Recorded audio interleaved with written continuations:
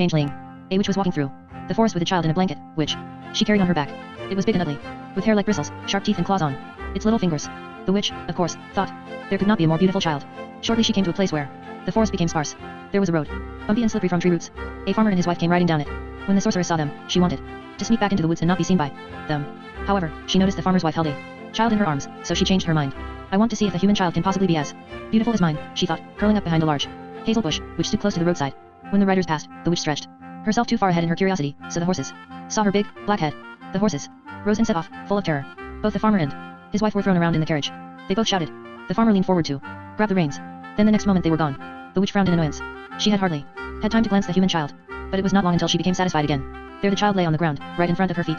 It had fallen out of its mother's arms when the horse's head rose, but luckily it had plunged into a pile of dry leaves and was quite undamaged. It screamed loudly in fright over the ordeal, but when the sorceress leaned over it, it became so surprised and amused that it fell silent and stretched out its hands to snatch her black hair. The witch stood there completely amazed and considered the human child. She looked at its narrow fingers with the rosy nails, its clear, blue eyes and its small, red mouth. She felt its soft hair, stroked a hand over the cheek and became more and more surprised. She just could not believe that a child could be so rosy and soft and nice. Then the witch jerked her hands away and brought out her own baby, putting it down next to the human child. She now saw what a difference there was between them. So she could not control herself, but began to howl. Meanwhile, the farmer and his wife had regained control over their horses and had returned to seek their child. The witch heard them approach, but could not move away from the human child. She remained seated beside it until the riders were almost within sight. Then she made a quick decision. She let her own baby stay in the roadside, but the human child she stuffed in a blanket, threw it on her back and ran away into the woods. She was barely gone when the riders returned. They were magnificent citizens, rich and respected and owners of a large farm in the fertile valley below the mountain. They had been married several years, but only just had a child, so one can understand that they were eager to get it back. The farmer's wife came a couple of horse lengths ahead of the man and was the first one to see the child lying on the roadside. It screamed with all its might to call its mother back. The wife understood the horrible howl. She was so afraid her little one had been killed. She just thought, God forbid, he is alive. Here lies the child. She shouted to the man, and at once slipped out of the saddle and hurried to the troll. When the farmer came to the place, the wife sat on the ground, looking like one who could not believe their senses. My child did not have fangs like a bat, she said as she turned the child back and forth. My child did not have hair like pig bristles, she complained, and her voice expressed an ever larger and larger fright. My child did not have claws on its little fingers. The farmer could not believe anything but that his wife had gone mad, and quickly jumped off the horse. Look at the child, and say if you can understand why it looks so strange, said the wife, and handed it to him. He received it from her hands, but had scarcely given it a glance, before he spat 3 times and threw it away. It's a troll, he said. It's not our child. The wife sat still on the roadside. She was not quick-witted and could not explain what had happened. What should we do with the child, she exclaimed. Do you not see that it is a replacement, asked the man. Trolls were the cause of our horses running in fright. They have stolen our child and put one of their own here. But where is my child now? Asked the wife. It's gone with the trolls, said the man. Now the wife took in the whole situation. She fell to the ground as if she were dying, and the man thought she would give up the ghost on the spot. Our child cannot be far away, he said, trying to calm her. We'll go into the forest and search. Thus he tied his horse to a tree and went into the thickets. The wife got up and followed him, but then she noticed that the troll cub could be crushed at any time by the horses, which did not seem to like having it in their vicinity. She shook at the thought of touching the fairy child, but still moved him to the side, so the horses would not step on him. Here lies the rattle, which our boy was holding in hand when you dropped him, cried the farmer from within the forest. Now I know I'm on the right track. The wife hurried after him, and they went for a long time through the forest and searched, but they found neither children nor trolls, and then dusk broke over them, and they had to return to the horses. The wife cried and twisted her hands. The man went with his teeth clenched and did not say a word to comfort her. He was of an old family that would die out if he did not have a son. Now he was angry with the wife, because she had let the child fall to the ground. She should have held the child above all else, he thought. But when he saw how distressed she was, he did not have the heart to make any reproaches. He had already helped her up in the saddle. When she came to think of the replacement, what should we do with the troll? She said. Yes, where has it got to? Asked the man. He lies over there, under the bush. There he lies. Well, said the man, laughing bitterly. We are probably supposed to take it with us. We cannot leave it in the wilderness. Yes, that we must, said the farmer, and set foot in at the stirrup. The wife thought the husband must be right. They did not have to take care of the troll's child. She let her horse take a few steps, but then, at once, it became impossible for her to ride on. It's only a child, after all, she said. I cannot leave it here as food for the wolves. You must get me the child, she said. I certainly shall not, replied the man. It's well placed, where it lies. If you do not give me him now, then believe me, I will come back here tonight and pick him up myself, said the wife. I think it is not enough that the trolls have stolen my child. They have surely also twisted the head of my wife, muttered the farmer. But he still lifted up the child, and handed it to the wife, for he had a great love for her and was used to doing her will in everything. The next day the accident was known throughout the parish, and all who were experienced and wise hastened to the farmhouse to give advice and exhortations. He who has received a replacement in the house shall strike him with a rough stick, said an old woman. Why should you be so hard on him? Asked the peasant woman. Yes, he's ugly, but he has not done any harm after all. Yes, if one whips the baby sorcerer so long that the blood flows, the sorceress comes rushing, throws back the old child and take theirs with them. I know many who have thus regained their children. Yes, but those children have not lived long. Another of the old men put in, as the wife thought to herself that she could not do this. Towards evening, when she sat alone for a while in the cottage with the changeling, she began to long so horribly after her own child that she did not know how she would take care of herself. Maybe I should do as I have been advised, she thought, but she could not cope with it. At that moment, the farmer entered the cottage. He held a cane in his hand and asked for the replacement. The wife understood that he wanted to follow the wise women's advice and beat the sorcerer to get back their own baby. It is well that he does that, she thought. I am so stupid. I would never be able to beat an innocent child. But the man had barely given the troll child one blow before the wife rushed forward and grabbed his arm. No, do not strike, she said. You certainly do not want your child back, do you? Said the man, trying to break free. Certainly I want it back, said the wife, but not this way. The farmer raised his arm in a new blow. But before it had fallen, the wife had thrown herself over the child, so that the blow hit her. God in heaven, said the man. Now I understand that you intend for our child to have to stay with the trolls all his life. He stood still and waited, but the wife remained in front of him and protected the child. Then the man threw the stick away and went out of the cottage, resentful and distressed. He wondered if he should have carried out his will despite his wife's resistance, but there was something in her that subdued him. He could not go against her. A couple days passed with grief, and more grief. It can be difficult enough for a mother to have lost her child, but even worse, to have had it replaced by a changeling. It keeps her longing alive, and never lets it rest. I do not know what to give the replacement for. Food, said the wife one morning to the man. He does not want to eat what I present to him. That's not strange, said the man. You have not heard that the trolls do not want to eat anything but frogs and mice. But you cannot request that I go out into the frog pond and fetch food for him, said the wife. No, I do not ask for it, said the man. I think that the best thing would be to him to starve to death. The whole week passed, and the farmer's wife was unable to persuade the troll to eat anything. Around him she lined every possible good thing, but the troll just grinned and spat when she wanted to persuade him to taste the delicacies. One night, when it looked like he was going to die of starvation, the cat came running into the room with a rat in its mouth. She jerked the rat from the cat, threw it to the replacement and hurried out of the room to avoid seeing how the troll child ate. The farmer noticed that the wife had started collecting frogs and spiders for the replacement. He had so much disgust for her that he could no longer hide it. It was impossible for him to say a kind word to her. However, she still had enough of her old power over him that he stayed calm. But this was not enough. Soon, the servants began to show reverence and disobedience to the mistress. The master pretended he did not notice it, and the wife understood if she continued to defend the changeling, she would get it hard and heavy every single day that God gave. She was now someone whom everyone hated, but she invited their utmost anger, knowing she had to help someone so unfortunate. The more she had to suffer for the sake of the exchange, the more faithfully she made sure no harm would befall him. A couple of years later, the farmer's wife sat one morning alone in the cottage and sewed patch upon patch on the child's dress. Oh yes, she thought, while she sewed. Who else could protect and provide for a strange child who can get so many holes? She sewed and sewed, but the holes were so big and many that she got tears in her eyes when she saw them. But I know, she thought, that if I could sew the clothes for my own son, then I would not count the holes. I'm having such a hard time with everything. After the exchange came to us, thought the farmer's wife, when she got view of another hole. The best thing would be if I took him with me so far into the woods that he could not find his way back home, and left him there. It's true, it would not be so much effort to get rid of him. She continued for a while. If only I could let him out of sight for a moment, so he would drown in the well or burn up in the fireplace or be bitten by the dog or kicked off the horses. Yes, it would be an easy thing to get rid of him, as mean and reckless as he is. There is no one in the yard who does not hate him. And if I did not constantly have him around me, soon someone else would take the opportunity to get him out of the way. She went away and looked at the child, who was lying asleep in a corner of the cottage. It had grown and was even uglier than when she'd first seen it. The mouth had been pulled out like a snout. The eyebrows were like two stiff brushes, and the skin was completely brown. Fixing your clothes and watching over you is so much work, she thought. It is the least I can stand for your sake. But my husband has become a burden to me. The servants despise me.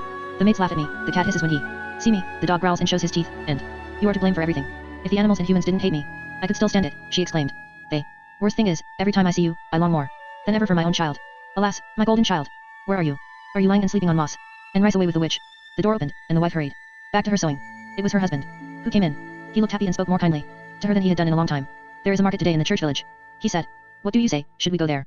The wife was pleased with the proposal and said that she wanted to be a part of it. Then get ready, as soon as you can, said the man. We are allowed to go on foot, because the horses are out in the field. But if we take the road over the mountain, then we will probably arrive right on time. A little while later, the farmer's wife stood upon the threshold, fine and adorned in her best clothes. This was the happiest thing that had happened to her in many years, and she had completely forgotten about the troll. But, she thought suddenly, perhaps my husband just wants to lure me away for the servants to be able to kill the changeling while I'm out on the road. She hurried into the cottage and came back with the big troll on her arm. Can't you leave that one at home? Said the man. He did not sound indignant, but spoke with a gentle voice. No, I do not dare to leave him, she replied. Yes, it's yours, said the farmer, but it will probably be hard for you to drag such a burden over the mountain. They now began their journey, but it remained laborious, for it was steep uphill. They had to climb all the way to the top of the hill before the road took off towards the church village. The wife finally got so tired that she could barely move a foot. Time and time again she tried to ask the big boy to walk by himself, but he did not want to. The farmer was completely happy and friendly, more than he had been since they had lost their own child. Now you can give me the changeling, he said. Then I'll carry it for a while. Oh, I'm strong enough, said the wife. I do not want you to have trouble. Why should you alone strive for it, he said, and took the child away from her. The place where the farmer took the baby was where the road was most difficult. Wet and slippery, it ran forward to the edge of a steep gorge and was so narrow that there was hardly room to put a foot down. The wife followed, frightened. Something would happen to the man while he went and dragged the child. Go slowly here, she shouted, because she thought he was walking forward far too quickly and carelessly. Shortly thereafter, he stumbled and almost lost the child down the abyss. If the child had really fallen just now, then we would have gotten rid of it forever, she thought. But at that moment she realized it was indeed the man's intention to throw the child into the gap and pretend that it had happened by accident. Yes, she thought, that's it. He's doing all this to get the changeling out of the world, thinking I would not notice that it was done on purpose. It would be for the best if I let him do as he pleased. Again the man stumbled against a rock, and again the replacement was slipping out of his arms. Give me the baby. You'll fall with it, said the wife. No, said the man, I will be more careful than you. At the same moment, he stumbled for a third time. He stretched out his arms to grab hold of a tree branch, and the child fell. The wife walked close behind him, and though she had only just said to herself that it would be good to escape from the changeling, she now rushed forward, got hold of a hem of the troll's clothes and pulled him up on the road. Then the man turned to her. His face was now ugly and completely transformed. You were not so ready when you let our own child fall in the forest, he said angrily. The wife did not answer. She had become so saddened that the man's kindness was just pretended that she had begun to cry. Why are you crying? He said harshly. It would not have been so great a misfortune if I had let the changeling fall. Come now, otherwise it will get too late. I do not think I have much desire to go to the market, she said. Well, I've lost the desire myself. The man agreed with her. On the way home he asked himself how much longer he could endure his wife. If he made use of his strength and snatched the child away from her, then everything might be well between them again, he said. He was just ready to start a fight with her about the baby. But then he met her gaze, which rested on him, discouraged and anxious. He bit his tongue once more, for her sake, and all became as it had been. Another couple years passed. It happened one summer night that the farmhouse caught fire. When the people woke up, the cabin and chambers were full of smoke, and all the property was a single sea of fire. One could think neither of extinguishing nor saving a thing. One just had to rush out and try not to be burned. The farmer who had been away from the farm stood there and looked at his burning house. What I would like to know, he said, is who has caused this accident. Well, who else would it be other than the changeling, said one boy. For a long time, he has collected sticks and straw and liked to light them on fire. He did this often, both outside and inside. Yesterday he carried a pile of dry twigs into the attic, said a maid, and was just setting it on fire when I saw him. He must have lighted them late at night this time, said the boy. You can be sure that you have him to thank for the whole accident. If he was at least burning inside, said the farmer, then I would not complain that my old cottage has gone up in flames. Just as he said this, the wife came out of the house, dragging the child after her. Then the farmer rushed towards her, snatched the changeling from her, lifted him high in his arms and threw him back into the house. The fire broke through roofs and windows, and the heat was awful. He stared for a moment at his wife, who looked like a corpse, pale with terror. Then she turned and hurried into the house after the child. You will burn up too, the man shouted after her. But she came back out and had the changeling with her. Her hands had been badly burned, and her hair was even singed. Nobody said a word to her when she came out. She passed the well, using it to extinguish a couple sparks, which glowed on her coat hem. Then she sat down, with her back towards the well. The troll lay on her knees and soon fell asleep, but she remained upright and awake, and stared forward sadly. A whole lot of people hurried past her towards the burning house, but no one spoke to her. Everyone seemed to find her horrible and repulsive, and dared not come near her. At daybreak, when the cottage was down to the bottom, the man came to her. I can no longer endure this, he said.